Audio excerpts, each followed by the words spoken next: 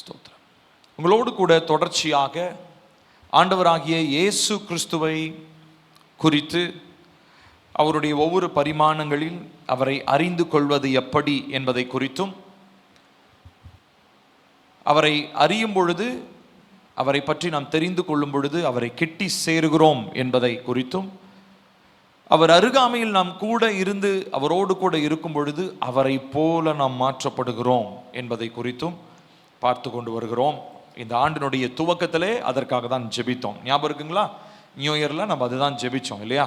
ஏசப்பா எங்களை உம்மை போல மாற்றும் என்று சொல்லி ஜெபித்தோம். ஆகையினாலே தேவனை அறிகிற அறிவில் விசேஷமாக இயேசுவை பற்றி, ஏன்னா மாம்சத்திலே இந்த பூமிக்கு வந்து வெளிப்படுத்தப்பட்ட தேவனுடைய குமாரன்.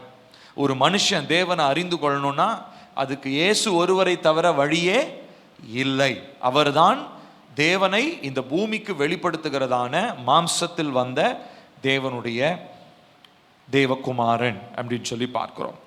ஸோ பல காரியங்களை உங்களோடு கூட நான் பேசியிருக்கிறேன். தொடர்ச்சியாக கிறிஸ்து தேவாட்டுக்குட்டி, கிறிஸ்து நம்முடைய முன்மாதிரி, கிறிஸ்து நம்முடைய வல்லமை, கிறிஸ்து நம்முடைய மாற்று, கிறிஸ்து நம்முடைய பரிகாரம், கிறிஸ்து நம்முடைய ஜீவன், கிறிஸ்து மேலானவர், கிறிஸ்து சத்தியமானவர், கிறிஸ்து மேற்கொள்ளுகிறவர், இப்படி பல தலைப்புகளிலே, கிட்டத்தட்ட 8 தலைப்புகளிலே நான் உங்களோடு கூட பேசியிருக்கிறேன்.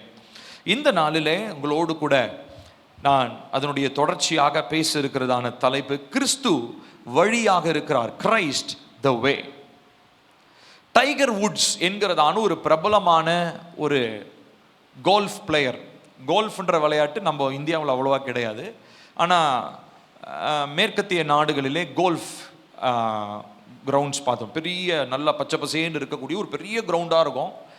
இந்த மூலையிலிருந்து அந்த மூலைக்கு தொலை தூரத்தில் இருக்கிறதான ஒரு சின்ன குழி மாதிரி இருக்கும். அந்த குழியில் இங்கேருந்து ஒரு கோல்ஃப் பால், அந்த இதை வச்சு அவங்க அந்த கோல்ஃப் பாலை அடிப்பாங்க. அது எந்த அளவுக்கு அந்த ஓட்டைக்கு டைரெக்டாக அந்த ஓட்டையில் போய் விழாது. ஆனால் எந்த அளவுக்கு இருக்கிறதுலே கம்மியான ஹிட்டில் அந்த குழிக்குள்ளே போய் அந்த பாலை போடணும். அதுதான் அந்த விளையாட்டு. இந்த விளையாட்டில் டைகர் வுட்ஸ் என்கிறதான ஒரு பிரபலமான மனிதர். அவர் இன்ன வரைக்குமே அவருடைய சாதனைகளை மேற்கொள்வதற்கு யாருமே இல்லை. இப்போ உதாரணத்துக்கு கிரிக்கெட்டுன்னு எடுத்துகிட்டு நம்ம சச்சின் டெண்டுல்கர் போயிட்டார், இப்போ தோனி வந்துட்டார் இல்லைங்களா? இந்த மாதிரி கோல்ஃப்னாலே டைகர் வுட்ஸ் என்பவரை சொல்ல முடியும். இப்போ டைகர் வுட்ஸ் என்பவர், அவர் நிறைய பெயர் புகழ்லாம் சம்பாதிச்சு நிறைய கேம்லாம் அவர் விளையாடி அநேகரை அவர் தோற்கடித்து, அநேக வீரர்களை தோற்கடித்து பயங்கரமாக கப்பு டோர்னமெண்ட்லாம் ஜெயிச்சிருக்கிறார். அவரிடத்துல ஒரு நாள் ஒரு குறிப்பிட்ட ஒரு ஒருத்தங்க இன்டர்வியூ எடுத்தாங்க. நிறைய பேர் அவருடைய வெற்றியை குறித்து, அவருடைய வெற்றிக்கான காரணம், எப்படி இவ்வளோ ஒரு வெற்றி உள்ள வீரராக இருந்தீங்க அப்படின்லாம் நிறைய கேள்விகளை எழுப்பிக்கொண்டே இருந்தாங்க. அப்போது திடீரென்று எதிர்பாராத விதமாக நிறைய பேர் அந்த போர்டு மீட்டுன்னு சொல்லுவாங்களா, ப்ரெஸ் மீட்டுன்னு சொல்லுவாங்க, போர்டு மீட் இல்லை ப்ரெஸ் மீட், அந்த ப்ரெஸ் மீட்டில் இருந்ததான ஒரு மனிதன், ஏதோ ஒரு பத்திரிகையை சேர்ந்தவர், அவர் என்ன பண்ணார், எழுந்திருந்து ஒரு கேள்வியை அவர் கேட்டார். நீங்கள் ஆண்டவராகிய இயேசு கிறிஸ்துவை உங்களுடைய சொந்த இரட்சகராக ஏற்றுக்கொண்டீர்களா அப்படின்னு சொல்லி. இது அந்த ஸ்போர்ட்ஸ் மீட்டுக்கு, ப்ரெஸ் மீட்டுக்கு சம்பந்தமில்லாத ஒரு கேள்வி, கரெக்டு தானே? இது அங்கே பேச வேண்டிய கேள்வி இல்லை. ஒருவேளை அந்த மனுஷன் தனியாக பார்த்து கேட்டிருக்கலாம்.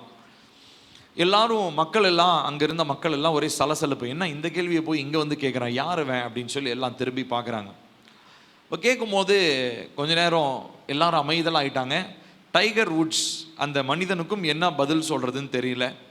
கொஞ்ச நேரம் கழித்து அப்படியே அமைதலாக இருந்தார். கொஞ்ச நேரம் கழித்து சொன்னார், இந்த கேள்வி இங்கே கேட்கப்பட வேண்டிய அவசியம் இல்லை, ஆனாலும் நீங்கள் கேட்டீங்க, அதனால் நான் இப்போ சொல்கிறேன். அவர் சொன்னதான ஒரு அறிக்கை, அவருடைய தகப்பனும் தாயும், அவருடைய தகப்பனார் பார்த்திங்கன்னா அவருடைய தகப்பனார் ஒரு கிறிஸ்துவ வட்டாரத்திலிருந்து வந்தவர். ஆனால் அவருடைய தாயார் பார்த்திங்கன்னா சீன தேசத்திலிருந்து, அதாவது ஆசியா கண்டத்திலிருந்து போனவங்க, ஏஷியன்னு சொல்லுவாங்க அவங்கள. அதனால் அவர் சொன்னார், இந்த கேள்வி தேவையில்லாத ஒரு கேள்வி தான், ஆனாலும் அதுக்கு பதில் சொல்லுகிறேன் கேளுங்கள் அப்படின்னு சொல்லிட்டு சொன்னார். என்னுடைய தகப்பன் மூலமாக கிறிஸ்தவமும் என்னுடைய வாழ்க்கையில ஒரு பங்காக இருக்கிறது. என்னுடைய தாய் மூலமாக புத்த மதமும் நான் பார்த்திருக்கிறேன். அவங்களுடைய தாய் சீன தேசத்திலிருந்து வந்ததான புத்த மதத்தையும் அவர் பின்பற்றி இருந்திருக்கிறாராம். ஆனால் அதுக்கப்புறம் இந்த கேள்விக்கு ஒரு நடுநிலையை ஒரு பதில் சொல்லிட்டார், எனக்கு 2 மதமும் பிடிக்கும் அப்படின்னு சொல்லி. அப்போ திரும்ப அடுத்ததாக அந்த ப்ரெஸ் மீட்டில் இருந்ததான அந்த இன்டர்வியூவர் அடுத்த கேள்வி கேட்கிறாரு, இதில் மெய்யான வழி என்பதை எதுவாக நீங்கள் சொல்வீர்கள் என்று அவர் கேட்ட கேள்விக்கு அவர் சற்று நேரம் யோசித்து சிரித்துவிட்டு ஒரு பதில் சொன்னார், ஆண்டவராகிய இயேசு கிறிஸ்துவை தவிர வழி ஒருவரும் இல்லை என்பதை நான் வாசித்திருக்கிறேன். அடுத்த கேள்வி அவர் கேட்குறாரு, நீங்கள் வாசிச்சிருக்கிறீங்க, அதை நீங்கள் நம்புறீங்களா அப்படின்னு கேட்டாராம். இப்போ டைகர் வுட்ஸுக்கு பதில் சொல்ல முடியல, ஏன்னா அவர் ரொம்ப பிரபலமான ஒரு மனிதர். அவர் எந்த மதத்தை, இப்போ ஒருவேளை அவர் நான் ஆமாங்க இயேசுவை நம்புறேன் அப்படின்னா உடனே என்ன பண்ணிடுவாங்க, இவர் கிறிஸ்தவ மதத்தை சப்போர்ட் பண்ணுறாருன்றவாங்க. அதனால டைகர் வுட்ஸ் என்ன பதில் சொல்றதுன்னு அவருக்கு தெரியல. அந்த 3வது கேள்விக்கு இதை குறித்து இனி நான் பேச விரும்பவில்லை என்று சொல்லி முடித்து விட்டாராம். இப்போ இந்த சுவாரஸ்யமான இந்த இன்டர்வியூ யூடியூப்ல இருக்குது.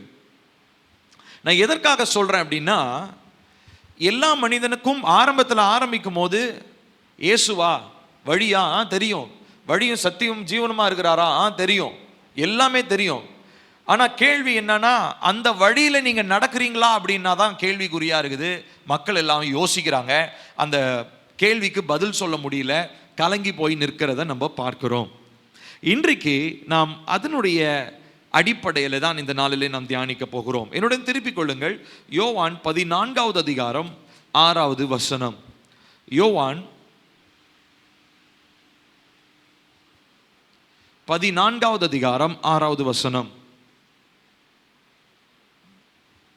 நம்ம எல்லாருக்கும் தெரிஞ்ச பகுதி தான், சேர்ந்து வாசிப்போம்.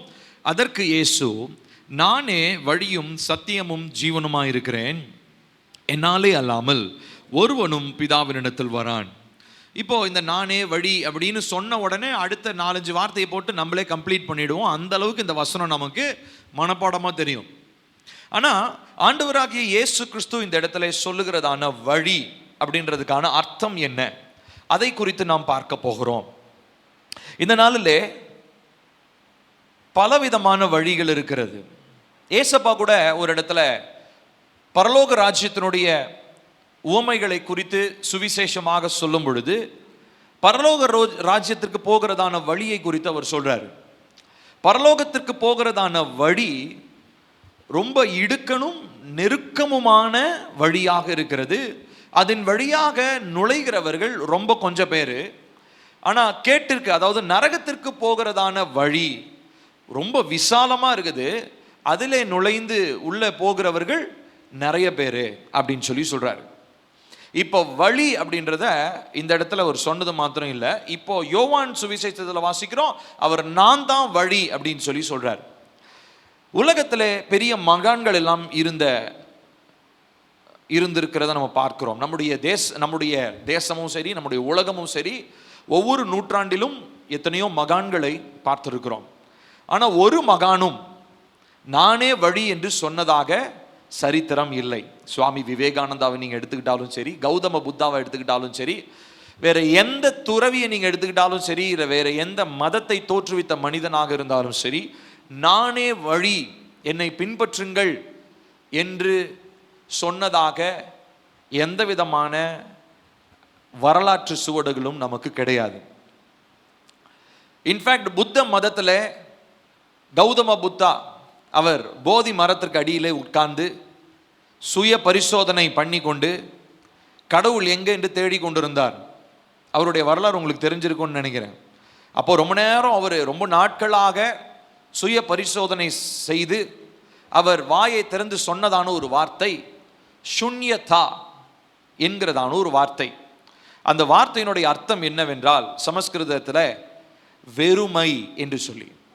இப்போ அவர் சொல்றாரு, என்னுடைய இருதயத்தை ஆராய்ஞ்சு பார்த்தேன், உள்ள ஃபுல்லாக நோண்டி பார்த்தாச்சு, என் மனசுல வெறுமை தான் இருக்குது. இப்போ வெறுமை நிறைந்த அந்த மனிதனை தான் இன்னைக்கு புத்தர்கள், புத்த துறவிகள் என்ன பண்ணிட்டு இருக்கிறாங்க, அவரை வணங்கி கொண்டிருக்கிறார்கள். ஆனால் இயேசு கிறிஸ்துவினுடைய போதனையை போல தெளிவான போதனைகள் இந்த பூமியில பண்ணினவர்கள் ஒருவரும் கிடையாது, இருந்ததும் இல்லை, இனி இருக்க போவதும் இல்லை என்பதை நம்மால் நிச்சயம் சொல்ல முடியும். ஏன்னா the claims of Jesus, இயேசு கிறிஸ்து தான் யார் என்பதை பேசி அவர் சொந்த வாயினாலே விளம்பினதான வார்த்தைகள் அதற்கு நிகராக வேறு எந்த வார்த்தையுமே கிடையாது. அதில் அப்படி அவர் சொன்ன வார்த்தை தான், நானே வழியும் சத்தியமும் ஜீவனுமா இருக்கிறேன். நம்ம எல்லாருக்குமே இது ரொம்ப மனப்பாடமாக தெரியும். ஆனால் எதற்கான வழியாக அவர் இருக்கிறார்? வெறும் பரலோகத்திற்கான ஒரு வழி அப்படின்னா அது வந்து ஒரு பார்ஷியல் ட்ரூத்துன்னு சொல்லலாம். பகுதியில் ஒரு சின்ன பார்ட் வேணால் அது உண்மையாக இருக்கலாம். ஆனால் அவர் நிறைய காரியங்களுக்கான ஒரு வழியை நமக்கு ஏற்படுத்தி வைத்திருக்கிறார். அதில் முக்கியமாக நிறைய காரியங்கள் இருக்குது, பட் அதை நான் பேச முடியாது. ஆனால் அதில் முக்கியமான 8 காரியங்களை உங்களோடு கூட நான் பகிர்ந்து கொள்ள ஆசைப்படுகிறேன். டைகர் வுட்ஸ் ஒரு பெரிய மனிதனாக இருக்கலாம். கௌதம புத்தா அவர் பெரிய ஒரு மதத்தை தோற்றுவித்த ஒரு மகானாக இருக்கலாம். ஆனால் இயேசு கிறிஸ்துவனுடைய போதனைகளுக்கும் இயேசு கிறிஸ்து தான் யார் என்பதை தன்னுடைய வாயினால விளம்பின அந்த வார்த்தைகளுக்கும் ஒரு மனிதனும் நிகராகவோ பக்கத்தில் கூட என்ன பண்ண முடியாது, நிற்க முடியாது. அவ்வளவு நிச்சயம் உள்ளவராக, தெளிவுள்ளவராக ஆண்டவராகிய இயேசு கிறிஸ்து பேசின வார்த்தைகள் இந்த வசனங்கள். முதலாவது நாம் பார்க்க போகிறது, ஆண்டவராகிய இயேசு கிறிஸ்து பாவ மன்னிப்பிற்கான வழியாக இருக்கிறார். வாசிப்போம். அப்போஸ்தலர் 13வது அதிகாரம், அப்போஸ்தலர் 13வது அதிகாரம் 38 39 வரைக்கும். அப்போஸ்தலர் 13 38 39 வரைக்கும். ஆதலால் சகோதரரே, இவர் மூலமாய், சத்தமா வாசிக்கலாம், உங்களுக்கு பாவ மன்னிப்பு உண்டாகும் என்று அறிவிக்கப்படுகிறது என்றும், மோசேயின் நியாய பிரமாணத்தினாலே நீங்கள் எவைகளினின்று விடுதலையாகி நீதிமான்கள் ஆக்கப்படக்கூடாது இருந்ததோ, விசுவாசிக்கிறவன் எவனும் அவைகளினின்று இவராலே விடுதலையாகி நீதிமானாக்கப்படுகிறான் என்றும் உங்களுக்கு தெரிந்திருக்க கடவது. இப்ப கவனிக்கணும், இதுல முதல் வசனத்துல வாசிக்கிறோம், இவர் மூலமாய் பாவ மன்னிப்பு, உங்களுக்கு பாவ மன்னிப்பு உண்டாகும் என்று அறிவிக்கப்படுகிறது. ஸோ முதலாவது நாம் புரிந்து கொள்ள வேண்டியது, he is the way, Jesus is the way to forgiveness. பாவ மன்னிப்பிற்கான ஒரே வழி ஆண்டவராகிய இயேசு கிறிஸ்து. ஆனால் இந்த பாவ மன்னிப்பையும் திரித்து கொண்டு வந்தவர்கள் தான் கத்தோலிக்கர்கள். கத்தோலிக்கர்கள்கிட்ட ஏற்றுக்கொள்ள முடியாத, வேதத்துக்கு புறம்பான 2 முக்கியமான காரியம் இருக்குது இல்லையா? ஒன்று விக்கிரக ஆராதனை, இன்னொன்று பார்த்தீங்கன்னா பாவ மன்னிப்பு ஃபாதர் கொடுப்பாரு. இது கொஞ்சமும் நம்மளால ஏற்று ஜீரணிக்கவே முடியாது. வசனம் வெளிப்படையாக இருக்கிறது, அப்பட்டமா இருக்குது கர்த்தருடைய வார்த்தை. பாவ மன்னிப்பு ஆண்டவராகிய இயேசு கிறிஸ்து ஒருவராலே தவிர வேறு ஒருவருக்கும் வேற ஒருத்தரும் கொடுக்க முடியாது. ஆனா கத்தோலிக்கர்கள் இன்றளவும் செய்து கொண்டிருக்கிற ஒரு மூட நம்பிக்கையில ரொம்ப முக்கியமான ஒரு காரியம் அதுதான், இந்த பாவ மன்னிப்பு இல்லைங்களா, கன்ஃபெஷன். இப்போ சரி, நம்ம அந்த கோட்பாடுகளுக்குள்ள போக வேண்டாம். ஆனா இப்ப நம்ம கவனிப்போம், ஆண்டவராகிய இயேசு கிறிஸ்து பாவ மன்னிப்பை குறித்து சொல்லும் பொழுது அவர் ரொம்ப தெளிவாக நம்முடைய பாவங்களை மன்னிக்கிறத குறித்து நம்ம பல இடங்களில் நம்ம வாசிக்கிறோம். அது ரொம்ப முக்கியமான ஒரு வசனத்தை நம்ம வாசிக்கலாம் பாருங்க. பழைய ஏற்பாட்டில் இருந்ததான ஒரு ரெஃபரன்ஸ் அது. ஆனால் அது புதிய ஏற்பாட்டில் இங்கே அப்போஸ்தலர்கள் பேசப்படுகிறத நம்ம வாசிக்கிறோம். அப்போஸ்தலர்கள் அதை பேசுகிறத வாசிக்கிறோம். அப்போஸ்தலர் 5:31 விதமாக வாசிக்கிறோம், இஸ்ரவேலுக்கு மனம் திரும்புதலையும் பாவ மன்னிப்பையும் அருளுகிறதற்காக அவரை அதிபதியாகவும் இரட்சகராகவும் தமது வலது கரத்தினாலே உயர்த்தினார். திரும்ப வாசிக்கிறேன், இஸ்ரவேலுக்கு மனம் திரும்புதலையும் பாவ மன்னிப்பையும் அருளுகிறதற்காக அவரை அதிபதியாகவும் இரட்சகராகவும் தமது வலது கரத்தினாலே உயர்த்தினார். இந்த நாட்களில் நாம் கவனிக்க வேண்டிய ஒரு முக்கியமான ஒரு காரியம், பழைய ஏற்பாட்டில் இந்த பாவ மன்னிப்பு என்பது பலிகளினாலே உண்டானது. அவங்க பலி செலுத்தணும் இல்லையா? அவங்க பாவத்துக்கு தகுந்த மாதிரி குற்ற நிவாரண பலி, பாவ நிவாரண பலி, இப்படி பல பலிகள் இருந்தது. அதை செலுத்தி அவங்க தேவனோடு கூட ஒப்புரவாகலாம்.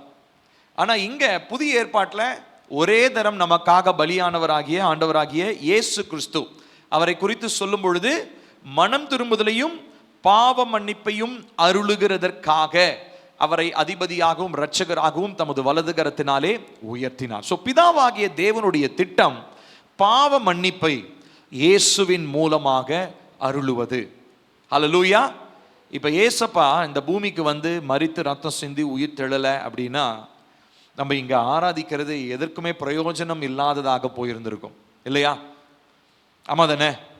யோசிச்சு பாருங்க, இயேசு கிறிஸ்துவனுடைய மரணம், இயேசு கிறிஸ்துவனுடைய உயிர் தெழுதல், இயேசு கிறிஸ்துவனுடைய ரத்தம் சிந்துதல் இல்லைன்னா நம்மளுடைய ஒட்டுமொத்த விசுவாசமும் வீணானதாக போயிருந்திருக்கும்.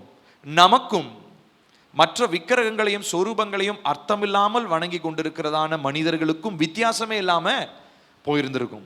ஆனா நிறைய நேரங்கள்ல வேதனையான ஒரு விஷயம் என்னன்னா, அங்க இருக்கிற அதே மனநிலையில கொண்டு வந்துதான் இங்கேயும் ஜீவனுள்ள தேவனை நம்ம என்ன பண்ணிட்டு இருக்கிறோம், ஆராதித்து கொண்டிருக்கிறோம். ஆனால் அது தேவன் ஏற்காத ஒரு காரியமாக இருக்கிறது. ஸோ முதலாவது நாம் புரிந்து கொள்ள வேண்டும், there is forgiveness in Jesus and the way to forgiveness is only Jesus. பாவ மன்னிப்பிற்கான ஒரே வழி ஆண்டவராகிய இயேசு கிறிஸ்து ஒருவர் மாத்திரமே. அடுத்து இரண்டாவதா நாம் பார்க்கிறது, சமாதானத்திற்கான வழியாக இருக்கிறார். Jesus is the way to peace. ரோமர் 5வது அதிகாரம் 1வது வசனத்தை சேர்ந்து வாசிப்போம். ரோமர் 5:1.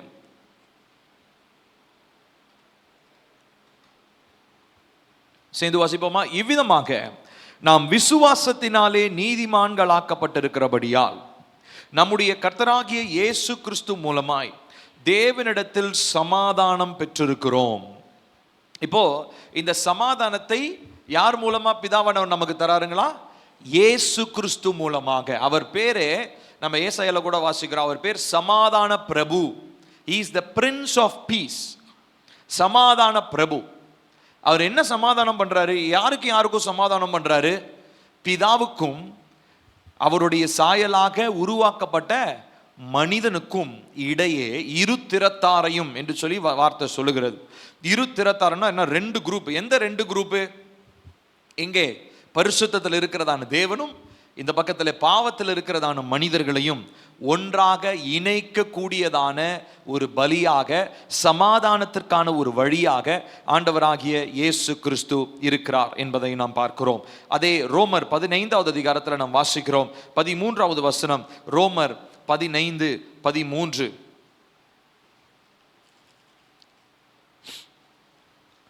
பரிசுத்த ஆவியின் பலத்தினாலே உங்களுக்கு நம்பிக்கை பெருகும்படிக்கு நம்பிக்கையின் தேவன் விசுவாசத்தினால் உண்டாகும் எல்லாவித சந்தோஷத்தினாலும் சமாதானத்தினாலும் உங்களை நிரப்புவாராக. The God of all peace. இந்த சமாதானம்னு சொல்லும் போது கர்த்தருடைய வசனம் ஏசப்பா கூட சொல்றாரு இல்லைங்களா, இந்த உலகம் தருகிற பிரகாரமா என்னுடைய சமாதானம் இருக்க போறது இல்லை. அதனாலதான் தேவ பிள்ளைகள் சூழ்நிலைகளை பார்த்தோ கஷ்டங்களை பார்த்தோ கவலைப்படும் போது உடனே நம்ம என்ன சொல்றோம்? நீ உண்மையான சமாதானத்தை நீ பெறலன்னு அர்த்தம். சூழ்நிலையும் பொறுத்தோ நம்மளை சுற்றி இருக்கிற காரியங்களை குறித்து அதை பொறுத்து தான் நம்முடைய சமாதானம் இருந்துச்சுன்னா உண்மையாலுமே நம்ம ரட்சிக்கப்படலன்னு தான் அர்த்தம். நிறைய நேரங்களில் நம்முடைய சபை மக்கள் இருக்காங்க இல்லைங்களா, இவங்கெல்லாம் நிறைய போராட்டங்கள் பிரச்சனைகள்லாம் வந்து ஷேர் பண்ணுவாங்க. அப்போது அடிப்படையாக ஊழியக்காரர்களுக்கு வரக்கூடிய பேசிக்கான கேள்வி என்ன தெரியுமா? உண்மையாலுமே இவங்க ரட்சிக்கப்பட்டிருக்காங்களா அப்படின்ற ஒரு கேள்வி வரும். நான் சொல்றது உங்களுக்கு புரியுதா? அதாவது நிறைய நேரங்களில் நாம் சந்திக்கிறதான சூழ்நிலைகள், நாம் எதிர்கொள்ளுகிறதான காரியங்கள் இருக்கு இல்லைங்களா, அது எல்லாமே நமக்குள்ள ஒரு ஒரு அசைவை, ஒரு குழப்பத்தையோ ஏதோ ஒரு பாரத்தையோ ஏற்படுத்தின உடனே நம்மளுடைய அடுத்த கேள்வி எங்க திரும்ப போயிடுது? ரட்சிப்ப கேள்விக்குறியாக்குற மாதிரி போயிடுது. ஒருவேளை இந்த கேள்வி நான் மனசுக்குள்ள யோசிக்கிறதுனால பிரச்சனை இல்லை. இப்போ தம்பி வந்து என்கிட்ட ஒரு விஷயம் சொல்றாரு. இப்போ ஜேம்ஸ் வந்து என்கிட்ட ஒரு விஷயம் சொன்ன உடனே, ஜேம்ஸ் நீ உண்மையாலுமே ரட்சிக்கப்பட்டிருக்கியாடா அப்படின்னு உடனே, என்ன இந்த இவர்கிட்ட போய் நான் சொன்னேன் பாரு, என்னைய பார்த்து இத்தனை வருஷமா சர்ச்சுக்கு வரேன், என்னைய பார்த்து ரட்சிக்கப்பட்டிருக்கிறான்னு எப்படி ஒரு கேள்வியை கேட்கிறாரு பாரு அப்படின்னு சொல்லி அவன் நினைப்பான் ஒருவேளை. ஆனா உண்மையாலுமே சூழ்நிலைகளையும் சுற்றி இருக்கிற காரியங்களையும் பார்த்து ஒரு பதட்டத்தோட வந்து ஏதாவது ஒரு காரியத்திற்காக ஜெப விண்ணப்பமாக சொல்லும் போது உண்மையாலுமே மனசுக்குள்ள தோன்ற காரியம் அதுதான். ஏன் சொல்லி சொன்னா, ரட்சிப்பு அப்படின்னு சொல்லும் போதே அங்க ஆண்டவராகிய இயேசு கிறிஸ்துவை வெறும் சொந்த ரட்சகராக ஏற்றுக்கொள்றது மாத்திரம் அதனுடைய ஒரு பார்ட் கிடையாது. உண்மையாலுமே சொல்ல போனா இந்த உலகம் தர முடியாத ஒரு சமாதானம் நம்முடைய உள்ளத்திற்குள்ளாக நிரப்பப்படுகிறது. எப்போ? அது வெறும் ரட்சிப்பின் நாளன்னைக்கு மாத்திரம் இல்லை. ஆண்டவராகி இயேசு கிறிஸ்துவை நம்ம சொந்த ரட்சகராக ஏற்றுக்கொண்டு அவரை ஒவ்வொரு நாளும் ஆராதிக்க ஒவ்வொரு நாளும் அவரை தேட ஒவ்வொரு நாளும் அவருடைய சமூகத்தில் காத்திருக்கும் பொழுது ஏசப்பா சொன்ன மாதிரி இந்த உலகம் தர முடியாத சமாதானத்தை நான் என்ன பண்றேன்? உங்களுக்கு தருகிறேன். அப்போ நான் கேட்குற கேள்வியில் தப்பு இல்லைன்னு நினைக்கிறேன் இல்லையா? அப்போ நம்ம உண்மையாலுமே சூழ்நிலையை பார்த்த உடனே நம்ம சமாதானத்தை இழந்து போறோம்னா அடுத்து நமக்கு நாமளே கேட்கிற கேள்வி, உண்மையாலுமே நான் ரட்சிக்கப்பட்டிருக்கிறேனா?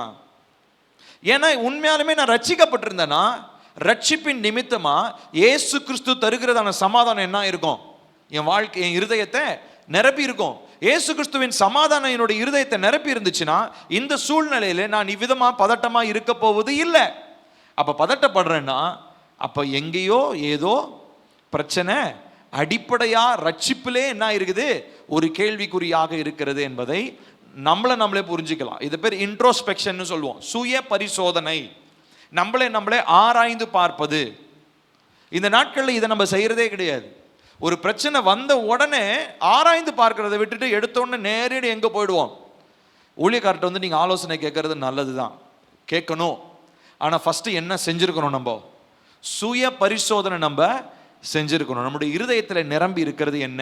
ரட்சிப்பின் நிமித்தமாய் இயேசு கிறிஸ்து பெற்று கொடுத்த அந்த சமாதானம் என் இருதயத்தை நிரப்பி இருக்கிறதா? இந்த சமாதானனுடைய சிந்தையை இருதயத்தை நிரப்பலன்னு சொல்லி சொன்னா இதை நான் சரி செஞ்சேன்னா மற்ற எல்லா பிரச்சனைகளையும் கர்த்தர் நிச்சயமா மாற்றுவார். அதை விட்டுட்டு நான் முட்டி மோதி உள்ள ஒண்ணுமே இல்லாம, உண்மையாலுமே சொல்ல போனா கௌதம புத்தா சொன்ன வார்த்தை தான் நம்ம எல்லாம் பண்ணிட்டு இருக்கிறோம். சுன்யத்தா தான் இன்னைக்கு எல்லாருக்கும், வெறுமை தான். பிரச்சனை, போராட்டம், பொருளாதாரம் இதெல்லாம் நினைச்சோம். ஐயோ என்ன பண்றதுன்னு தெரியலையே, நாளைக்கு என்ன பண்றதுன்னு தெரியலையே, இப்படி சூழ்நிலை இருக்குதே, பொருளாதாரம் இப்படி இருக்குதே, தேசம் இப்படி இருக்கிறதே, பிள்ளைகள் இப்படி இருக்கிறார்களே, கணவன் இப்படி இருக்கிறாரு, வேலை இப்படி இருக்குதே, எல்லாம் அப்படியே தான் இருக்கும். ஆனா உங்க மனசுல ஏன் சமாதானம் இல்லை? உங்க மனசுல அந்த சமாதானத்தை ஏற்படுத்துகிறவர் இயேசு கிறிஸ்து. இவர் என்னைக்கு ஏற்படுத்துறாரு தெரியுமா? ரட்சிக்கப்பட்ட நாள் அன்னைக்கு ஏற்படுத்த ஆரம்பிச்சிட்டாரு. அந்த சமாதானத்தை மனசுக்குள்ள காத்துக்கொள்ள வேண்டியது நம்முடைய வேலை. ஒருவேளை வெளியில் இருக்கிற சூழ்நிலைகளினாலே சமாதானத்தை இழந்தவர்களா இருந்தோம்னா முதலாவது நாம் சுய பரிசோதனை செஞ்சு பார்க்கணும். இயேசு கிறிஸ்துவ சமாதானத்திற்கான வழின்னு சொல்றோம்.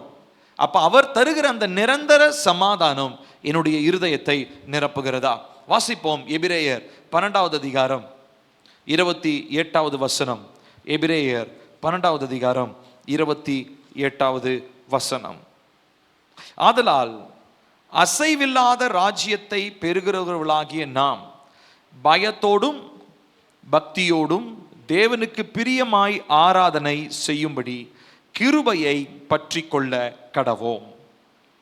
இந்த இடத்துல நாம் பார்க்கிறோம், நம்ம அதற்காக தான் நம்மளை கர்த்தர் அழைச்சிருக்கிறாரு. அசைவில்லாத ராஜ்யத்தை பெறுகிறவர்களாகிய நாம் பயத்தோடும் பக்தியோடும் தேவனுக்கு பிரியமாய் ஆராதனை செய்யும்படி கிருபையை பற்றி கொள்ள கடவோம். Hold on to grace. கிருபையை பற்றி கொள்ளுங்கள். சமாதானத்திற்கான வழி இயேசு கிறிஸ்து. மூன்றாவதாக பரிசுத்தத்திற்கான வழி இயேசு கிறிஸ்து. 1 யோவான் 1வது அதிகாரம் 7வது வசனம். 1 யோவான் 1வது அதிகாரம் 7வது வசனம். அவர் ஒளியில் இருக்கிறது போல நாமும் ஒளியிலே நடந்தால் ஒருவரோடு ஒருவர் ஐக்கியப்பட்டிருப்போம்.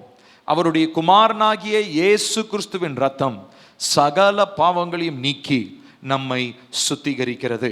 இந்த இடத்துல நாம் பார்க்கிறோம், பரிசுத்தத்தை ஏற்படுத்தும்படி நம்ம எல்லாருக்குள்ளேயும் தேவன் ஒரு விஷயத்தை உருவாக்கணும்னு நினைச்சாருன்னா அது எதை தான் உருவாக்குறார் தெரியுமா? பரிசுத்தத்தை தான் உருவாக்குறார். மத்தேயுல கூட வாசிக்கிறோம், உங்களுடைய பிதாவானவர் சர்க்குணராய் இருக்கிறது போல. சர்க்குணர்னா என்ன? பர்ஃபெக்டா, பெர்ஃபெக்ஷன்ல உங்களுடைய பிதாவானவர் இருக்கிறது போல நீங்களும் எப்படி இருக்கணுமா?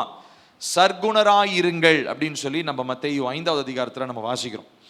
இப்போ நல்லா கவனிச்சு பார்க்கணும், இந்த பரிசுத்தம் என்பது ஏதோ கிறிஸ்தவர்களுடைய வாழ்க்கையில எக்ஸ்ட்ரா ஒரு ஃபிட்டிங்காக கர்த்தர் கொடுக்குற ஒரு அக்சசரி கிடையாது. நிறைய நேரங்களில் பரிசுத்தத்தை நம்ம எப்படி பார்த்துக்கிறோம் தெரியுமா?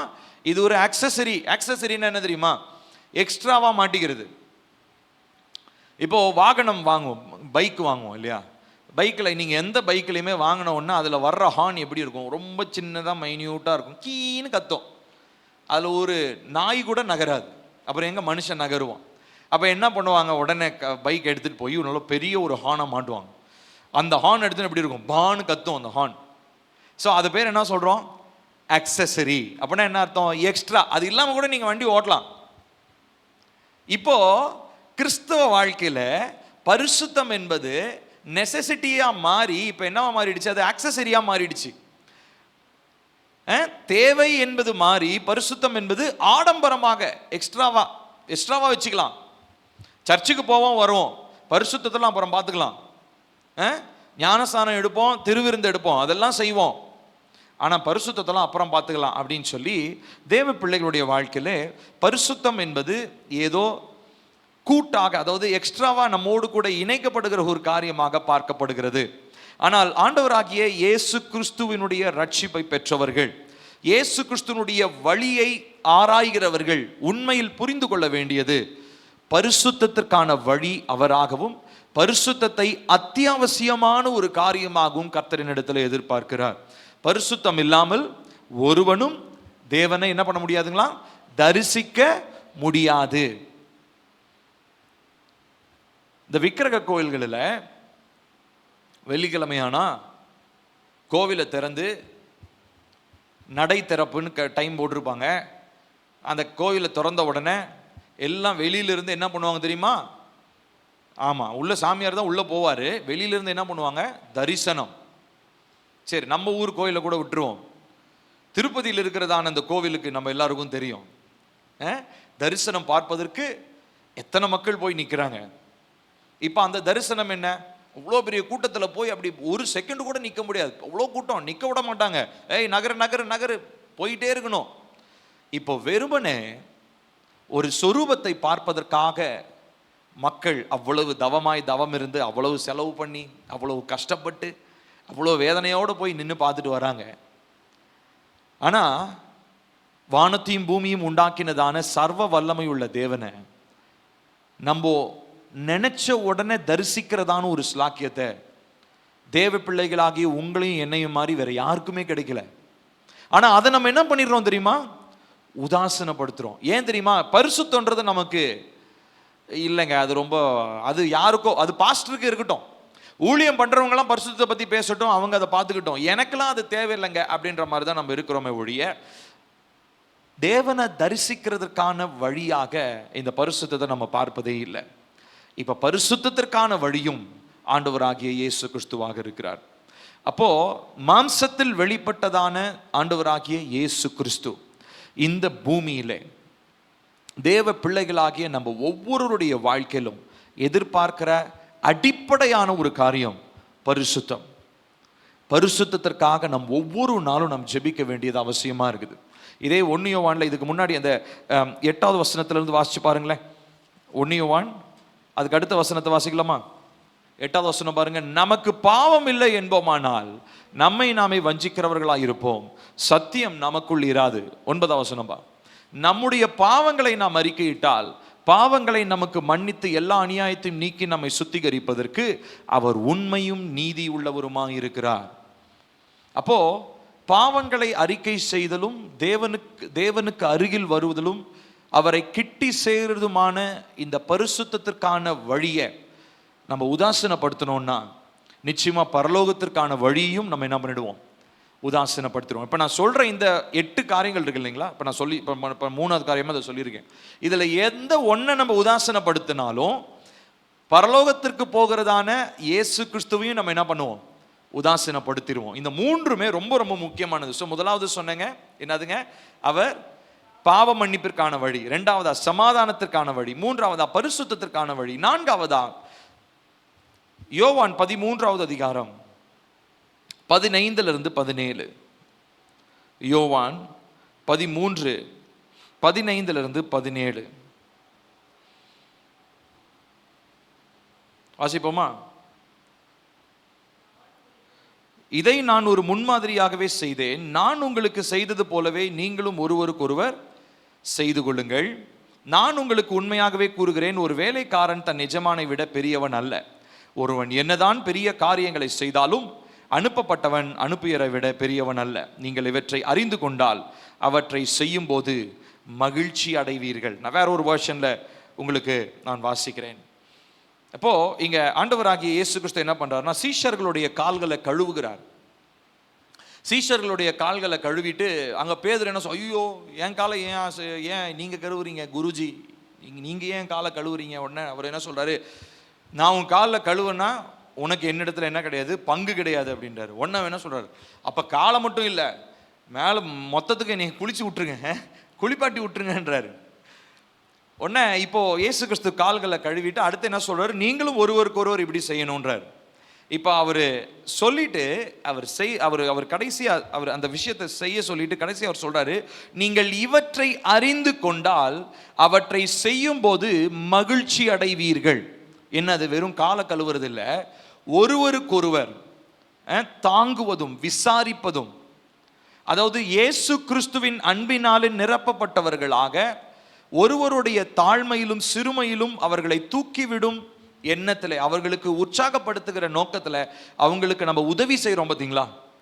இதை செய்யும் போது உண்மையாலுமே என்ன நடக்குதுங்களா, நமக்குள்ளாக சந்தோஷம், நமக்குள்ள ஒரு மகிழ்ச்சி, நிறைவான ஒரு சந்தோஷத்தை கர்த்தர் தருகிறவராக இருக்கிறார். அப்போ நம்ம சங்கீதத்தில் கூட வாசிக்கிறோம், சங்கீதம் 119 ஒரு வசனம் இருக்குது, உம்முடைய வார்த்தையை நான் கை கொள்ளும் போது எனக்கு மிகுந்த சந்தோஷம் உண்டாகிறது. மற்ற எல்லாத்துல கிடைக்கிற சந்தோஷத்தை விட, மகிழ்ச்சியை விட, உங்க வார்த்தையை கை கொள்ளும் போது எனக்கு வர்ற மகிழ்ச்சி இருக்கு இல்லையா, அதை எதோடையும் ஒப்பிடவே முடியாது அப்படின்னு சொல்லி தாவீது சொல்றார். இப்ப அதற்கான அடிப்படையான காரணம் என்ன, கர்த்தருடைய வசனத்திற்கான கீழ்ப்படிதல். இங்க ஏசப்பாவும் சீஷர்களுக்கு ஒரு கீழ்ப்படிதலை சொல்லி கொடுத்தார். இந்த விஷயத்தை நீங்க செய்யணும்பா, கால் கழுவுறது. அதனால நம்ம சர்ச்சில் கூட ரொம்ப முன்னாடி நம்ம எல்லாம் கால் கழுவிட்டு இருந்தோம். ஆனால் அதுலேயும் நம்ம ஒழுங்காக செய்யலை. ஜோடி ஜோடியாக போகிறது, ஜோடி ஜோடியாக வர்றது. வருஷத்துக்கும் இவருக்கு அவர் கழுவுவார், அவருக்கு இவர் கழுவுவார். அப்போது கால் கழுவுறதே எதுக்காக அப்படின்னா, தாழ்மையை உணர்த்துறதுக்காகவும் எல்லாத்தையும் மன்னிச்சுட்டேன்றதுக்காகவும், அதுக்காக தான். ஆனால் மனசுக்குள்ள கோபத்தையும் கசப்பையும் வச்சுக்கிட்டு கால் கழுவுறதுல ஏதாவது பிரயோஜனம் இருக்குதா? கால் வேணால் சுத்தமாகும், மற்றபடி எந்த பிரயோஜனமும் இல்லை. அதனால நம்ம அதை நிறுத்திட்டோம். ரெண்டாவது, நிறைய நம்மளுடைய சபை பெருக ஆரம்பிச்சதுனால அதுக்கப்புறம் நம்ம செய்யறதுக்கு டைம் இல்லை. ஸோ அதனால அதை செய்யணும் அப்படின்றதெல்லாம் அவசியம் கிடையாது. ஏசப்பா இதை ஒரு மாதிரியாக தான் கட்டளையிட்டார். நீ இன்ஃபேக்ட் அப்போஸ்தலர் நடவடிக்கைகள் அப்பம் பிற்கும் போதெல்லாம் கால் கழுவிட்டு இருந்தாங்கன்னு இருக்குதா? இல்லை. இந்த இடத்துல ஒரே ஒரு இடத்துல மட்டும்தான் இருக்குது. அதுவும் எதற்காக ஏசப்பா சொல்லி கொடுத்தாருங்க, ஒரு மாதிரிக்காக. எப்படிப்பட்ட மாதிரிக்காக? கீழ்ப்படிதல். நம்ம அதாவது கூட இருக்கிறதான அந்த சகோதரர்களுக்குள்ளாக எப்படிப்பட்ட ஒரு சந்தோஷம், மகிழ்ச்சி உடையவர்களாக இருக்க வேண்டும் என்பதற்காக. இப்ப ஆண்டவராகிய இயேசு கிறிஸ்துனுடைய வழிகள் சந்தோஷத்திற்கான வழிகளாக, அவருடைய கற்பனைகள் நமக்கு சந்தோஷத்தை, நமக்கு மகிழ்ச்சியை ஏற்படுத்துகிறது. ஹல்லேலூயா. மற்ற நேரங்களில் மற்றபடி வருகிற எல்லா சந்தோஷமும் நிரந்தரமற்றது, அதில் எந்த விதமான பலனும் இல்லை. ஒருவேளை அந்த டைம்ல நமக்கு ஒரு களிப்பையோ ஒரு சந்தோஷத்தை ஏற்படுத்துற மாதிரி இருக்கலாம், ஆனால் அது உண்மையான சந்தோஷம் கிடையாது.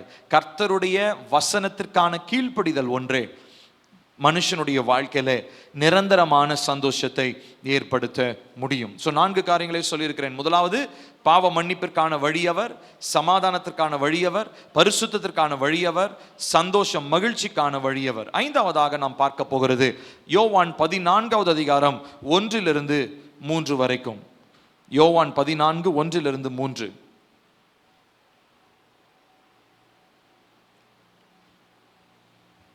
சேர்ந்து வாசிப்போம். உங்கள் இருதயம் கலங்காதிருப்பதாக தேவனிடத்தில் விசுவாசமாயிருங்கள், என்னிடத்திலும் விசுவாசமாயிருங்கள். என் பிதாவின் வீட்டில் அநேக வாசஸ்தலங்கள் உண்டு. அப்படி இல்லாதிருந்தால் நான் உங்களுக்கு சொல்லியிருப்பேன். ஒரு ஸ்தலத்தை உங்களுக்காக ஆயத்தம் பண்ண போகிறேன். நான் போய் உங்களுக்காக ஸ்தலத்தை ஆயத்தம் பண்ணின பின்பு நான் இருக்கிற இடத்துல நீங்களும் இருக்கும்படி நான் மறுபடியும் வந்து உங்களை என்னிடத்தில் சேர்த்து கொள்வேன். 5வது நாம் பார்க்கிறது, அவர் பரலோகத்திற்கான வழியாக இருக்கிறார். நம்ம எல்லாருக்கும் அவர் வழியும் சத்தியம் ஜீவனமா இருக்கிறேன்னு முதல் வசனம் சொன்ன உடனே வழினா பரலோகத்துக்கான வழி மட்டும் தான் நினைச்சிட்டு இருந்தோம். ஆனா வழி, நிறைய வழிகள் இருக்குது. அவர் நிறைய வழிகளை நமக்கு ஏற்படுத்தி இருக்கிறாரு. அதுல ஒண்ணுதான் பரலோகத்திற்கு செல்லுகிறதான வழி. ஸோ அவர் சொல்றாரு, தேவனிடத்தில் விசுவாசமா இருங்க, என்னிடத்திலும் விசுவாசமா. So faith is the basic foundation for a glorious heavenly life. பரலோக மகிமையான பரலோக வாழ்க்கைக்கான அடிப்படையே என்ன தெரியுங்களா? இயேசுவின் மேல நம்ம வைக்கிறதான விசுவாசம் ஒண்ணுதான்.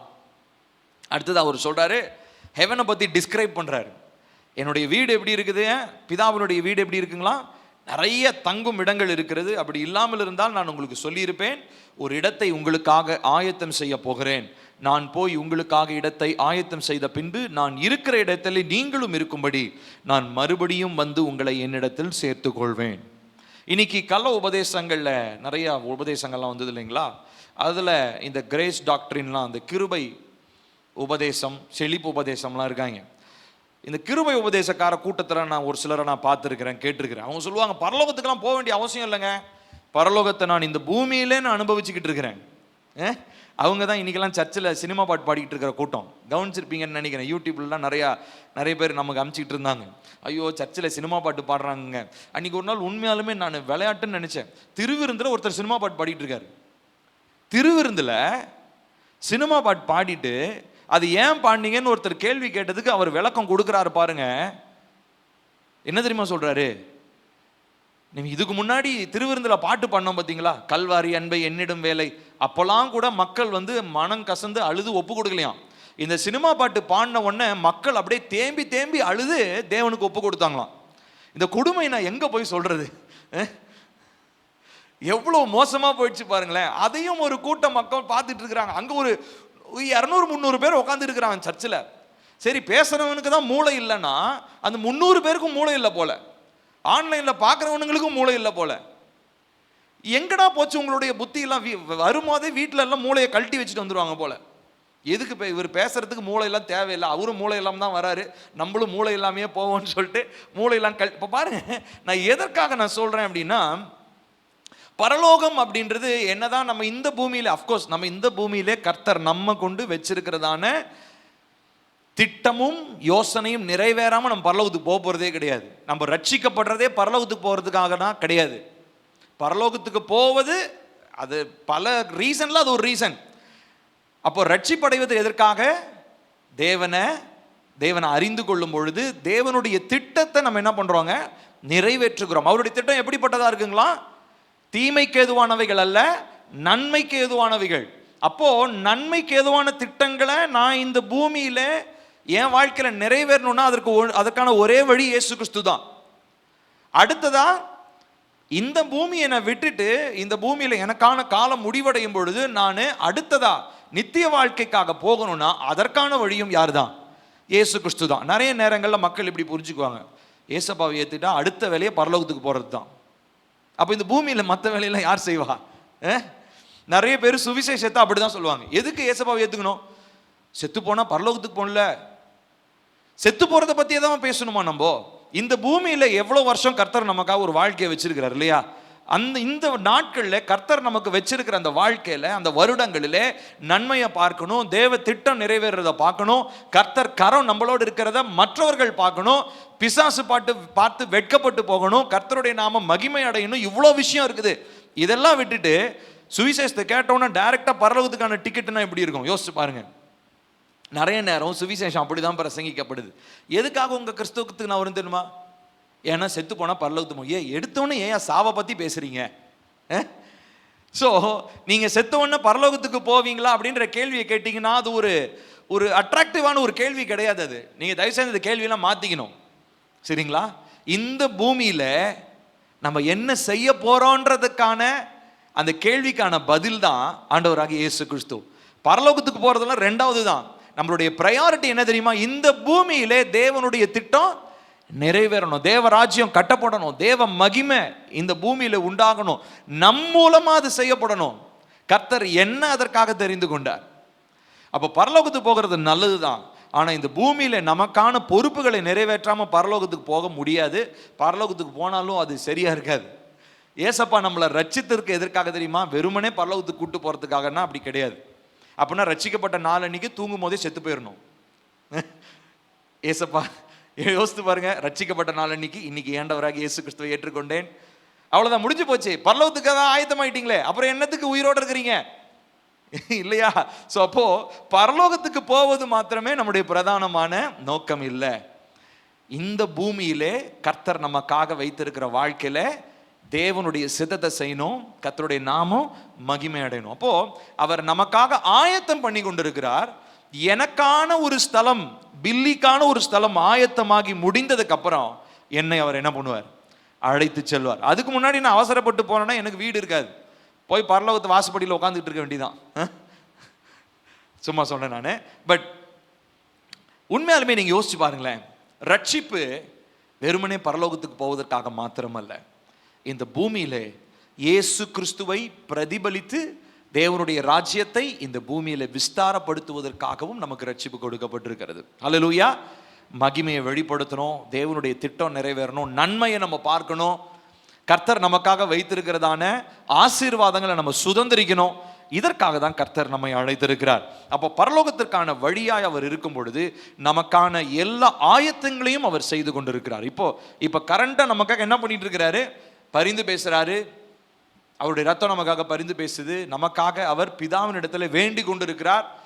இதெல்லாம் ஒரு பக்கம் நடந்தாலும் சைட்ல நம்ம ஒவ்வொருத்தருக்காக என்ன பண்ணிட்டு இருக்காரு தெரியுமா? வீடுகளை, நமக்காக வாசஸ்தலங்களை என்ன பண்றாருங்க? அவர் ஆயத்தம் பண்ணி கொண்டிருக்கிறார். சோ அதுதான் பரலோகத்திற்கான வழி என்று நாம் சொல்லுகிறோம். ஆறாவதாக வாசிப்போம் 1 பேதுரு 3வது அதிகாரம் 18வது வசனம். 1 பேதுரு 3வது அதிகாரம் 18வது வசனம். ஏனெனில் கிறிஸ்துவும் நம்மை தேவனிடத்தில் சேர்க்கும்படி அநீதியுள்ளவர்களுக்கு பதிலாக நீதியுள்ளவராய் பாவங்களின் நிமித்தம் ஒரு தரம் பாடுபட்டார். அவர் மாம்சத்திலே கொலையுண்டு ஆவியிலே உயிர்ப்பிக்கப்பட்டார். ஆறாவதாக நாம் பார்ப்பது தேவனிடத்தில் சேருவதற்கான வழி. Jesus is the way to God. கிறிஸ்துவும் நம்மை தேவனிடத்தில் சேர்க்கும்படி. ஸோ அதற்காக தான் இந்த பூமிக்கு வந்து மரித்தார். இப்போ தேவனிடத்துல ஒரு மனுஷன் உண்மையா வானத்தையும் பூமியும் உண்டாக்கின ஆண்டவராகிய பிதாவாகிய தேவனிடத்துல சேரணும்னு சொன்னா அதற்கான ஒரே வழி யாருங்க? சொல்லுங்க, யாருங்க? இயேசு கிறிஸ்து ஒருத்தர் தான். இயேசு இல்லாம தேவனிடத்தில் ஒருவனும் சேர முடியாது. இதை குறித்து ரோமர் 5வது அதிகாரம் 2வது வசனத்திலே நாம் வாசிக்கிறோம். எடுப்போம். ரோமர் 5வது அதிகாரம் 2வது வசனம் வாசிப்போமா? அவர் மூலமாய் நாம் இந்த கிருபையில் பிரவேசிக்கும் ஸ்லாக்கியத்தை விசுவாசத்தினால் பெற்று நிலை கொண்டிருந்து தேவ மகிமையை அடைவோம் என்கிற நம்பிக்கையினாலே மேன்மை பாராட்டுகிறோம். இயேசு கிறிஸ்து மூலமாக 2வது வசனம்பா, கிருபையில் பிரவேசிக்கும் ஸ்லாக்கியத்தை விசுவாசத்தினாலே பெற்று நிலை கொண்டிருந்து தேவ மகிமையை அடைவோம் என்கிற நம்பிக்கையினாலே நாம் மேன்மை பாராட்டுகிறோம். தேவனிடத்தில் சேருகிற ஸ்லாக்கியம், அவருடைய கிருபையில் நிலைத்திருக்கிற ஸ்லாக்கியம் இயேசு கிறிஸ்து மூலமாய் தான் நமக்கு உண்டாகிறது. ஆமென். அதில் அந்த 18வது வசனத்தில் வாசிக்கிறோம், அநீதி உள்ளவர்களுக்கு பதிலாக 1 பேதுரு 3:18 நீதி உள்ளவராய் பாவங்களின் நிமித்தம் ஒரு தரம் பாடுபட்டார், மாம்சத்திலே கொலையுண்டு ஆவியிலே அவர் உயிர்ப்பிக்கப்பட்டார். அப்ப நீதி உள்ளவரா நம்மளுடைய பாவங்கள் நிமித்தம் பாடுபட்டார், இப்போ உயிர்த்தெழுந்து நமக்காக பரிந்து பேசி கொண்டு இருக்கிறார். எதற்காக? நீங்களும் நானும் தேவனிடத்தில் சேரும்படியாக. சர்ச்சுக்கு வர்றவங்க எல்லாம் தேவன் பக்கத்துல வந்துட்டாங்கன்றது அடையாளம் கிடையாது. ஒருவேளை விக்கிரகத்தை வணங்கி கொண்டிருந்தா, விக்கிரகம் ஒரு பிசிக்கலான ஒரு பிளேஸ்ல இருக்கும், அது பக்கத்துல போய் பார்த்துட்டு வந்தேன், நான் சாமிக்கு பக்கத்துல போயிட்டு வந்தேன்னு சொல்லலாம். ஆனா உண்மையாலுமே தேவனிடத்தில் கிட்டி சேருகிறவர்கள் இயேசு கிறிஸ்து வகுத்து வைத்ததான வழியே அல்லாமல் வேற வழியிலே தேவனிடத்திலே சேர முடியாது. சோ இயேசு கிறிஸ்துவனுடைய அடிச்சுவடுகளை பின்பற்றாதவங்க ஒரு நாளும் தேவனிடத்துல வர முடியாது. இப்ப ஏசப்பா சொன்ன ஒரு உதாரணம் சொல்றேனே. ஏசப்பா ஒரு இடத்துல சொல்றாரு, உங்களுடைய பிதாவானவர் உங்களுக்கு மன்னிக்கிற மாதிரி உங்களுக்கு அக்கிரமம் செஞ்சவங்களையும் நீங்க என்ன பண்ணணும்? மன்னிக்கணும்னு சொல்றாரு இல்லையா? சோ இந்த மன்னிப்புன்றது என்னிடத்துல இல்லாத பட்சத்துல நான் என்னதான் சர்ச்சுக்கு வந்தாலும், சர்ச்சில் வந்து ஆல்டருக்கு முன்னாடி இங்கேயே நான் மண்டி போட்டு ஜோம் பண்ணாலும் தேவன் அருகிலே என்னால் வர முடியாது. பக்கத்தில் வந்து ஃபிசிக்கலாக வந்து நிற்கலாம், சரீர பிரகாரமாக மேடைக்கு பக்கத்தில் வந்து நிற்கலாம். மேடையிலேயே அங்கே கர்த்தர் இருக்கிறாரு இல்லை, இது வெறுமனே கர்த்தருடைய ஆவியானவர் தேவ மனுஷங்க மூலமாக பேசுகிற ஒரு இடம், அவ்வளோதான். இது ஒரு பலிபீடம்னு சொல்கிறோம். இது கர்த்தர் இருக்கிறதான ஒரு என்ன சொல்றது, ஒரு பிசிக்கல் பிளேஸ் நம்ம சொல்ல முடியாது. அப்போ தேவனிடத்துல கிட்டி சேர்வதற்கான ஒரே வழி என்ன தெரியுமா? இயேசு கிறிஸ்துவனுடைய போதனைகளை அப்படியே கீழ்ப்படுகிறது, அவருடைய அடிச்சுவடுகளிலே நடப்பது. அப்போ இயேசு கிறிஸ்துவனுடைய போதனைகளை கை கொள்ளனா தேவனிடத்துல எனக்கு பங்கு இல்லை. I have no share with God. தேவனிடத்துல எனக்கு பங்கு கிடையாது. அதனால தான் இயேசு கிறிஸ்துவனுடைய போதனைகளை நம்ம ரொம்ப ரொம்ப கவனமாக, நம்ம ரொம்ப ரொம்ப கவனித்து செவி சாய்க்க வேண்டியது அவசியமாக இருக்கிறது. 7வதாக நாம் பார்க்கிறது எபேசியர் 1வது அதிகாரம் 3-6 வசனங்கள். எபேசியர் 1:3-6.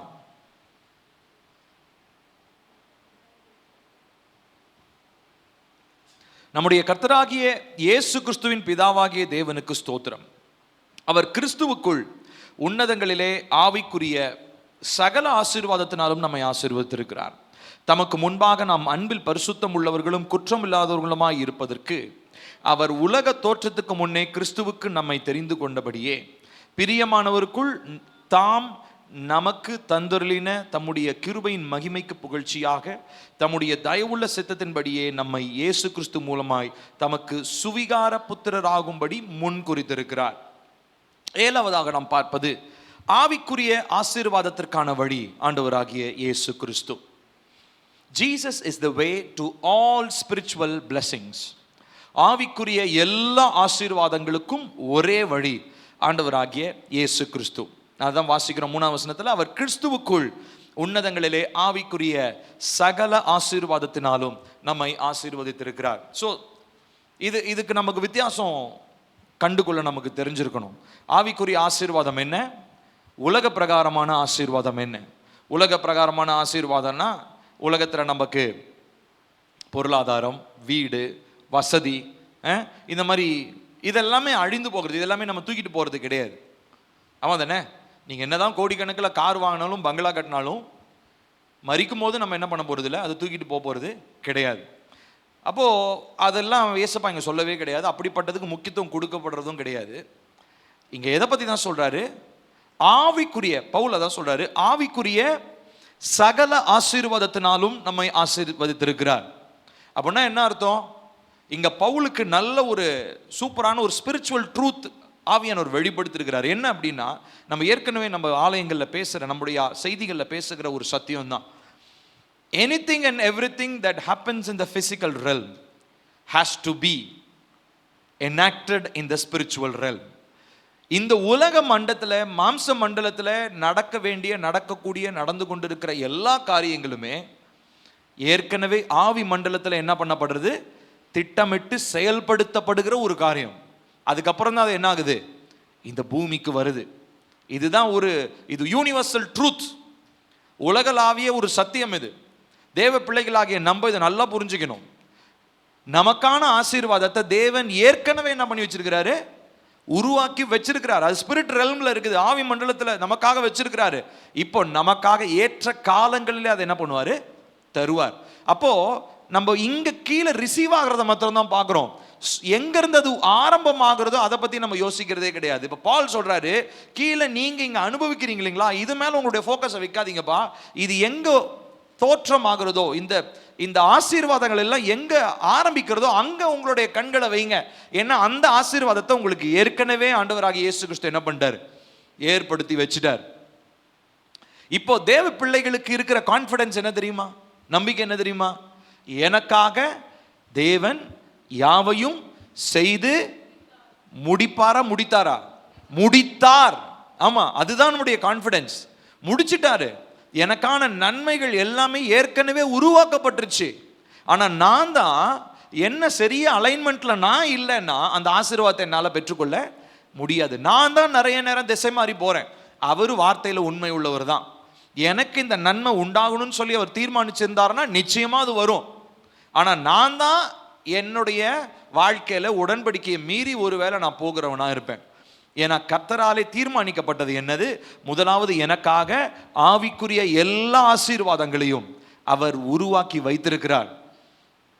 இப்போ ஒரு சம்பவம் எனக்கு எப்பயுமே ஞாபகம் வரும். இந்த இஸ்ரவேல் மக்கள் எகிப்திலிருந்து வெளியே வந்து இவங்க வனாந்திரத்தின் வழியாக கடந்து வராங்க.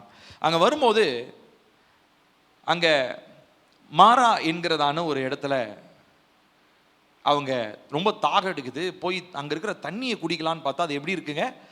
கசப்பாக இருக்குது.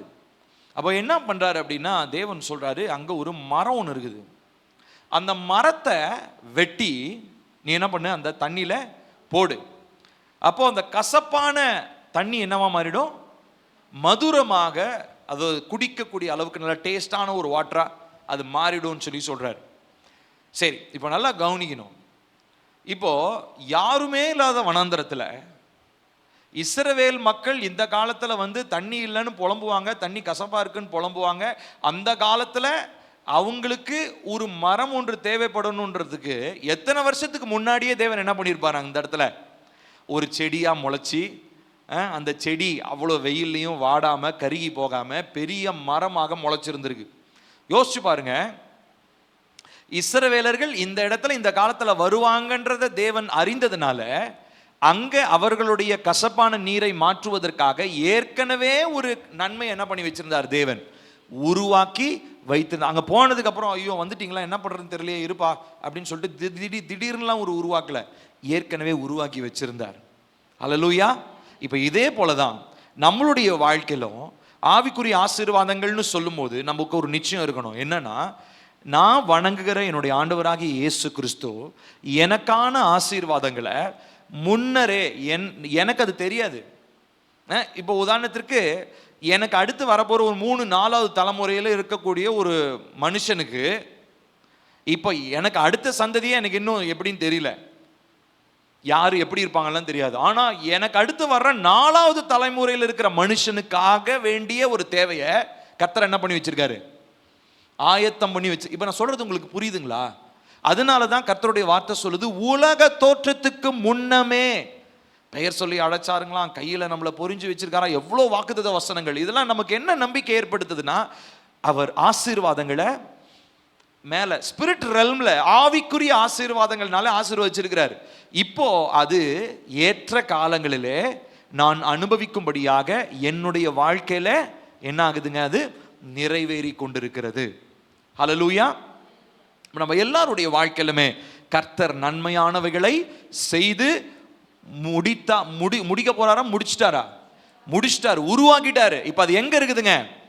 ஆவி ஸ்பிரிட் ரெல்ம்ல இருக்குது, உன்னதங்களிலே அது நமக்காக தேவன் உருவாக்கி வச்சிருக்கிறாரு. இப்போ நம்ம என்ன பண்ணணும் தெரியுமா? அவருடைய வழியில மாத்திரம் நடந்து, அவருக்கு பிரியமான அவருடைய வழியில நடக்கும்போது நமக்கான நன்மைகளை அவர் என்ன பண்ணுவார்? ஏற்ற காலங்களிலே நமக்கு அவர் தர உண்மை உள்ளவராயிருக்கிறார். ஸோ 7வதா பார்த்தோம், ஆவிக்குரிய ஆசீர்வாதத்திற்கான வழி ஆண்டவராகிய இயேசு கிறிஸ்து. 8வதாக வெளிப்படுத்தின விசேஷம் 22வது அதிகாரம் 20வது வசனம்.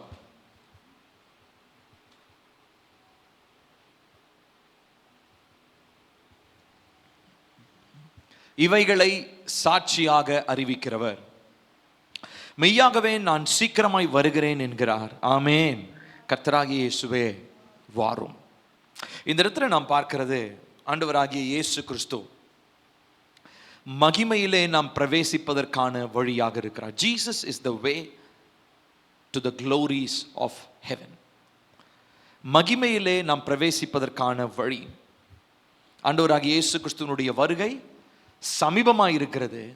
இந்த வருகையிலே நீங்களும் நானும் ஆயத்தத்தோடு இருக்கிறோமா, போக போகிறோமன்றதான் முக்கியம். மரணம் வரலாம், அவருடைய வருகை வரலாம், எது முதல்ல வந்தாலும் நான் அதிலே ஆயத்தத்தோடு இருக்கிறேனா என்பது தான் நமக்கு ரொம்ப ரொம்ப முக்கியம். இந்த நாட்களில் தேவனுடைய பிள்ளைகள் நம்ம எல்லாருமே நம்ம ஆராய்ந்து பார்க்கணும். கர்த்தர் நம்மை உன்னதமான ஒரு வாழ்க்கைக்காக அழைத்திருக்கிறார். நான் சொன்ன டைகர் வுட்ஸ், அவருடைய சம்பவத்தை மறந்துடாதீங்க.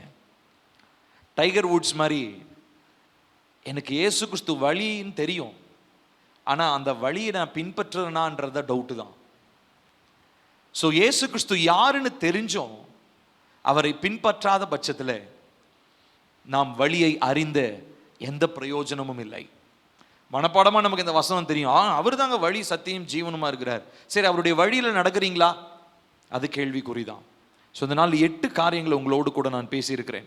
முதலாவது, அவர் மனம் திரும்புதலுக்கான ஒரு வழி, பாவ மன்னிப்பிற்கான ஒரு வழி, சமாதானத்திற்கான வழி, பரிசுத்தத்திற்கான வழி, மகிழ்ச்சிக்கான வழி, பரலோகத்திற்கான வழி, 6வதாக தேவனிடத்தில் சேருவதற்கான வழி, 7வதா ஆவிக்குரிய ஆசீர்வாதத்திற்கான வழி, 8வதா மகிமையில் பிரவேசிப்பதற்கான ஒரே வழி ஆண்டவராகிய இயேசு கிறிஸ்து. நாம் யாவரும் எழுந்து நிற்போமா?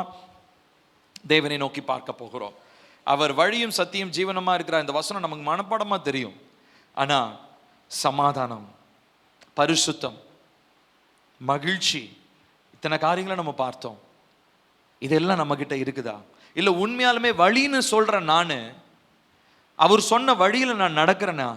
இந்த கேள்வியை நம்ம ஒவ்வொருத்தரும் கேட்டு பார்க்கலாமே. இன்னைக்கு ஒரு நாள் கேளுங்களேன். கொஞ்சம் டைம் எடுத்து உங்களுடைய வாழ்க்கையில கொஞ்சம் சுய பரிசோதனை பண்ணி பாருங்க. உண்மையாலுமே இயேசுவை வழின்னு சொல்ற நான், வழி சத்தியம் ஜீவனமா இருக்கு, அவர் தான் பாதைன்னு சொல்ற நான், அந்த பாதையில நடக்கிறேன்னா நான்? அவர் சொன்னதான, அவர் போதித்ததான வார்த்தைக்கு நான் கீழ்ப்படுகிறேனா? இது ரொம்ப இன்னைக்கு நான் பேசுறது ரொம்ப ரொம்ப அடிப்படையான காரியங்க. நான் ரொம்ப பெரிய ஒரு பெரிய டீச்சிங்லாம் இன்னைக்கு நம்ம பேசல. அடிப்படையான காரியம் இது. நம்ம எல்லாருமே ஆராய்ந்து பார்க்க வேண்டிய ஒரு விஷயங்க. பிரியமானவர்களே, கர்த்தருடைய ஆவியானவர் நம்ம ஒவ்வொரு இடத்துலையும் கேட்கிறார். நடக்க வேண்டிய வழியில தான் நீ நடக்கிறியா? நடக்க வேண்டிய வழியில உண்மையாலுமே உன்னுடைய கால்கள் நடக்கிறதா? இல்லைன்னா வெறுமனே வார்த்தைக்கு வழியும் சத்தியமும் ஜீவனமா இருக்கிறேன்னு சொல்லிட்டு என் இஷ்டத்துக்கு நான் நடந்து கொண்டிருக்கிறேன்னா? என்னுடைய வழிகள் எப்படிப்பட்டவைகள்? என்னுடைய பாதைகள் எப்படிப்பட்டவைகள்? நம்ம இதனாலே ஆராய்ந்து பார்ப்போம். தேவனுடைய சமூகத்தில் நாம் கேட்போம், ஏசப்பா, நீங்க வழியும் சத்தியமும் ஜீவனுமாய் இருக்கிறேன் என்று சொல்லி நீர் சொல்லி இருக்கிறீர். அதை எங்களுக்கும் தெரியும். ஆனா நிறைய நேரம் எங்களுடைய வழி நீங்க காண்பிக்கிற பாதையில இல்லை. எங்களுடைய பாதை எங்க இஷ்டத்திற்கோ இல்ல சூழ்நிலைகளை பொறுத்தோ, சமாதானத்தை இழந்தோ, சந்தோஷத்தை இழந்தோ, எங்களுக்கு செம்மையாய் தோன்றுகிற வழிகளில் நாங்கள் நடந்து கொண்டிருக்கிறோம். கர்த்தருடைய வார்த்தை சொல்லுது, மனுஷனுக்கு செம்மையாய் தோன்றுகிற வழி உண்டு, அதனுடைய முடிவோ மரண வழிகள் என்று சொல்லி. ஆனால் கர்த்தருடைய ஆவியானவர் இந்த நாளில் நம்ம மேல மிகுந்த அன்புள்ளவராய் நம்மோடு கூட பேசி கொண்டிருக்கிறார். பிரியமானவர்களே, நீங்க எந்த சூழ்நிலையில் இருந்தாலும் உங்களுடைய வழிகளை, உங்களுடைய பாதைகளை ஆராய்ந்து பாருங்க. நீங்க எடுக்கக்கூடிய தீர்மானமாக இருக்கலாம், உங்களுடைய எதிர்கால திட்டங்களாக இருக்கலாம், உங்களுடைய ஆலோசனைகள், உங்களுடைய படிப்பின் காரியம், பொருளாதாரம், திருமண வாழ்க்கை, இப்படி பல காரியங்களிலே நாம் எடுக்கிறதான தீர்மானங்கள் நாம் எந்த வழியிலே போகிறோம் என்பதை நிர்ணயிக்கிறது. The decisions that you make decide the path that you choose. நீங்கள் எடுக்கிறதான தீர்மானம் நீங்கள் போகிறதான வழியை நிர்ணயிக்கிறது. அப்போ உண்மையாலுமே கர்த்தர் சொன்ன நியமனத்தின்படி, ஏசப்பா நமக்கு கற்றுக் கொடுத்ததான அந்த ஆலோசனையின்படி தான் என்னுடைய தீர்மானங்கள் இருக்கிறதா? அதன்படி என்னுடைய வாழ்க்கை இருக்கிறதா? ஆராய்ந்து பார்ப்போம். வெறுமனே இன்னைக்கு மாத்திரம் இல்லைங்க, ஒவ்வொரு நாளும் நம்ம அதை செய்யணும். ஒவ்வொரு நாளும் நான் தேவனுடைய வழியில நடக்கிறனா என்கிறதான ஒரு சுய பரிசோதனை ஒவ்வொரு நாளும் நமக்கு உண்டாகணும். அன்பும் இரக்கமுள்ள எங்கள் நல்ல தகப்பனே, இந்த நாளில் ஆண்டவராகிய இயேசு கிறிஸ்துவின் மூலமாய் எங்களுக்கு வழியை ஏற்படுத்தி, பாதையை ஏற்படுத்தி, ஜீவனை தந்து, அநேக காரியங்களுக்கு இயேசுவின் மூலமாக நீர் பாதையை, வழியை ஏற்படுத்தி தந்ததற்காக ஸ்தோத்திரம். அநேக தரம் எங்களுடைய மாம்சத்தின்படியும் எங்கள் விருப்பத்தின்படியும் நாங்கள் நடப்பதனாலே எங்கள் சொந்த வழிகளை நாங்கள் தெரிந்தெடுக்கிறோம். ஆனால் அதனுடைய முடிவோ மரண வழிகள். ஆனால் உம்முடைய வழியோ நித்திய ஜீவனும் ஆசீர்வாதமும் நன்மையுமாயிருக்கிறது. ஆனால் நாங்கள் மாம்ச கண்களினாலே பார்க்கிற மனிதர்களாய் இருக்கிறதுனாலே, ஆவிக்குரிய கண்களினாலும் மனக்கண்களினாலும் நாங்க செயல்படாம மாம்ச கண்ணினாலும் நாங்க பார்க்கறதுனால நீங்க வச்சிருக்கிற நித்திய வழிகள்ல எங்களால நடக்க முடியல. நிலையற்றவங்களா இருக்கிறோம், பதறி போகிறோம், சோர்ந்து போகிறோம். குழப்பங்களும் பிரச்சனைகளும் வரும் பொழுது தத்தளிக்கிறோம். சரியான தீர்மானம் எங்களால எடுக்க முடியல. காரணம், நாங்க விசுவாசித்து நடக்காம இன்னும் பார்வையினால தரிசித்து தான் நடந்து கொண்டிருக்கிறோம். ஆனா உங்க வார்த்தை அதற்கு அப்படியே எதிர்மறையா எங்களுக்கு போதிக்கிறது. தரிசித்து நடாமல் விசுவாசித்து நடக்கணும்னு சொல்லி. ஆகையினாலே ஆண்டவராகிய இயேசு கிறிஸ்துவின் மேலே முழுமையான விசுவாசத்திலே வளருகிற மனிதர்களாய், விசுவாசத்திலே தேறின மனிதர்களாய் எங்கள் ஒவ்வொருவரையும், எங்க சபையில் இருக்கிற ஒவ்வொரு குடும்பத்தாரையும், ஒவ்வொரு சகோதரனையும், ஒவ்வொரு சகோதரியும், இந்த செய்தியை பார்த்து கொண்டிருக்கிற கேட்க போகிற ஒவ்வொருடைய வாழ்க்கையிலும் உம்மை குறித்ததான ஒரு பற்றுதல், உம்மை குறித்ததான ஒரு ஏக்கம், அது ஒரு விசுவாசம் ஒவ்வொருடைய இருதயத்திலும் நிறைவாய் உண்டாவதாக என்று சொல்லி நான் ஜெபிக்கிறேன். மகிமையின் தேவன் உம்முடைய பிள்ளைகளுடைய வாழ்க்கையில கர்த்தாவே, நீர் வழியும் சத்தியம் ஜீவனுமாய் இருக்கிறீர் என்று சொல்லி சொன்ன அந்த போதனையினுடைய உண்மையான அர்த்தத்தை புரிந்தவர்களாய், சமாதானத்தின் வழியை தேடுகிறவர்களாய், சந்தோஷத்தின் வழியை தேடுகிறவர்களாய், பரிசுத்தத்தின் வழியை தேடுகிறவர்களாய், ஆவிக்குரிய உன்னதத்தின் ஆசீர்வாதங்களின் வழியை தேடுகிறவர்களாய், மீட்பின் வழியை தேடுகிறவர்களாய், உம்மையே நோக்கி கொண்டிருக்க, உம்முடைய பாதைகளையே பற்றி நடக்க ஒவ்வொருத்தருக்கு கர்த்தர் கிருபை தருவீராக என்று சொல்லி ஜெபிக்கிறோம். கர்த்தருடைய ஆவியானவர் எங்கள் ஒவ்வொருவரோடும் கூட கர்த்தர் இந்த நாளில் பேசி கொண்டிருக்கிறதற்காக ஸ்தோத்திரம். எங்கள் வழிகளை நாங்கள் ஆராய்ந்து பார்க்க உதவி செய்யும். வேதனை உண்டாக்குகிறதான மரண வழிகளை எங்களை விட்டு அகற்றும். நித்திய வழியிலே நடக்க எங்களுக்கு உதவி செய்யும். ஆவியானவரை சார்ந்து இயேசு கிறிஸ்துவனுடைய போதனைகளின்படி எங்களுடைய நடைகள் உறுதிப்பட இந்த நாளிலே நாங்கள் ஒப்பு கொடுத்து ஜெபிக்கிறோம். அப்பா, எங்களை முழுவதுமாய் தாழ்த்தி ஒப்பு கொடுக்கிறோம். இந்த ஆராதனையிலே நீர் எழுந்தருளி உம்முடைய பிரசன்னத்தினால நிரப்பி எங்களோடு பேசி கொண்டிருக்கிறதற்காக உமக்கு ஸ்தோத்திரம். தொடர்ந்து வருகிற நாட்கள் எங்களை நாங்களே இன்னும் அதிகமாய் ஆராய்ந்து பார்த்து உம்முடைய பாதையில நடக்க எங்களுக்கு உதவி செய்யும். எல்லா துதியும் கனமும் மகிமையும் உமக்கே செலுத்துகிறோம். வருகைக்காக எங்களை ஆயத்தப்படுத்தும். இயேசுவின் நாமத்தில் கேட்கிறோம் எங்கள் ஜீவனுள்ள நல்ல பிதாவே, ஆமென். நம்முடைய கர்த்தராகிய இயேசு கிறிஸ்துவின் கிருபையும் பிதாவாகிய தேவனுடைய அன்பும் பரிசுத்த ஆவியினுடைய காவலும் ஐக்கியமும் நம் அனைவரோடும் என்றும் என்றும் சதா காலங்கள் நிலைத்திருப்பதாக. ஆமென். ஸ்தோத்திரம். கர்த்தர் நம்மை ஆசீர்வதிப்பார். ஆமென்.